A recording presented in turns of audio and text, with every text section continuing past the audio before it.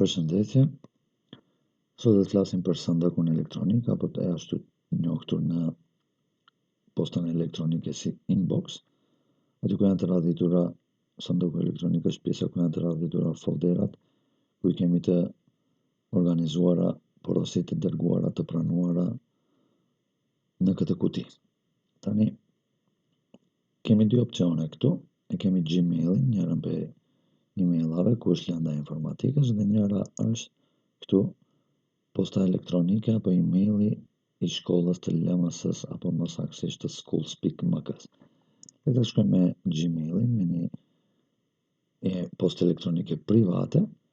Në këtë rast kjo është e lëndës të informatikës. Tani, unë e kaluar treguam se si krijohet, pikë pare treguam se çka është postë elektronike, si ndahen ato në klient bazuar, web bazuar dhe kombinuar dhe treguam në videon e kaluar se si krijohet një postë elektronike. Dhe tani është pjesa e sandakut të postës elektronike, sandaku elektronik, ku janë të radhitura në folderat e tjera, për shembull inbox, send, drafts, do të thonë send mail, ato që i kemi dërguar, na tregon cilat janë të palexuara apo unread. Kur do të hapim një postë elektronike, për shembull e hap këtë postë elektronike, dhe këtu në vazhdim kam no subject, do të thonë nuk ka shkruar asnjë titull, nga emri, posta elektronike, emaili, ma ka dërgu mua për më shumë detaje në 27 mars të vitit 2021 në 8:13 minuta nëpërmjet të Gmail. Ja edhe këtu e keni atë detaj. Tani unë kam opsione t'i kthej mbas përgjigje apo t'ja ridërgoj dikujt tjetër. Kemi edhe opsione të tjera prej këtu, ku mundemi ta printojmë, ta fshim, ta bëjmë blog dhe kështu me radhë. E njëjta ndodh edhe me këtë këtu. Në rast se shkoj këtu, hapi një për shembull, arxendar projektin e dërgova me vonesë nga që ishin probleme me kompjuterin. Shembull, e ka shkruar titullin në këtë formë dhe tani përfundi është Aulona Shej, emri, shembull, si shembull e marr, mundemi t'i marrim edhe dikën tjetër për këtu, ku keni email upload, e ka dërgu punimin dhe e ka tregu që në këtë datë, në këtë orë është dërguar te unë, te posta elektronike e ime që është IT537, si është kjo 53769 schools.mk. Edhe këtu kam opsione, për shembull, t'ja ridërgoj dikujt, reply, forward, ta bëj delete, ta bëj secure me password dhe kështu me radhë. Tani, që të dërgojmë një postë elektronike, duhet shkojmë në compose. Shkojmë në compose, këtu dhe këtu ku na del, për shembull tu, e shkruajmë emailin. Për shembull, emrin, si e ka emailin nxënësi, për shembull IT 533 769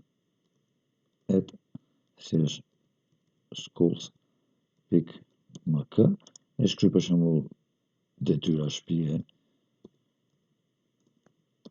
shtëpie, titullin, shtëpie, dhe këtu, për shembull, shkruaj tekst, apo pa marrë parasysh çfarë, mundem të dërgoj nëpërmjet të attach file dhe klikoj këtë dhe dërgoj punim që e kam bërë save në kompjuter dhe klikoj send. Me klikimin e send, dhe shkohet sending dhe message send na tregon. Kur kthehemi këtu, ja këtu ku e kemi, shkojmë në inbox dhe këtu na tregohet automatikisht që na ka ardhur një postë elektronike prej, domethënë asaj atij që e ka dërguar, ja për shembull, detyrë shtëpie, ja ku e kemi këtu,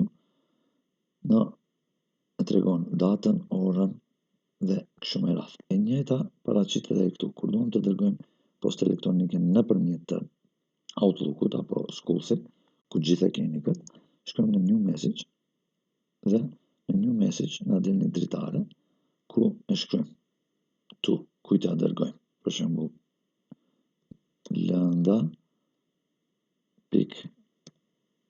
informatika@gmail.com. A dua dikujt tjetër t'ja dërgoj? E zgjedh në rast se dua.